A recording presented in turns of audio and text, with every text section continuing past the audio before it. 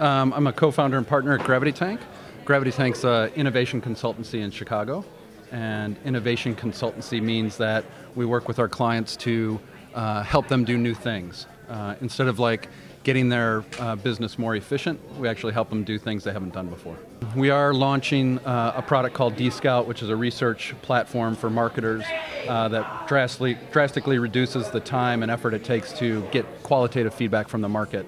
But we really haven't started investing yet so much as more of a management consultancy professional services for our Fortune 500 clients. Samsung, Office Max, Purina we work with. So what you really see is we're working across industries, and what we find in every one of those industries is very talented people in those companies, and really what we're trying to do is unleash their creativity and their effectiveness at innovation when we work with them.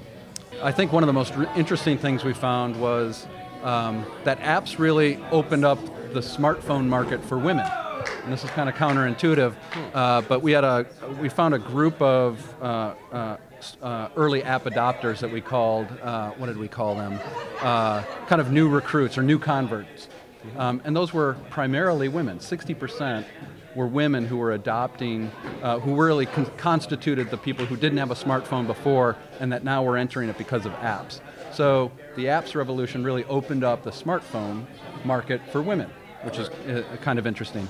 Other interesting things are, better than half of the apps are recommended by friends that what you might want to use. Now that's a response to how overwhelming it is. So it's not really everybody on the App Store every day exploring, but you might hear something from someone and say, oh, you ought to try this, check it out, and they demonstrate it to you, and then you go download it.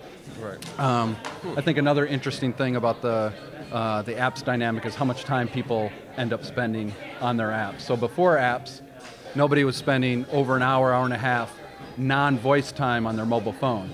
The industry talked for a long time that it was first voice or voice first mobile devices, and then you might check email or something like that. Right. Well, apps really is starting to shift that dynamic. Voice is still a big part of it, but people spend over an hour every day just doing app work.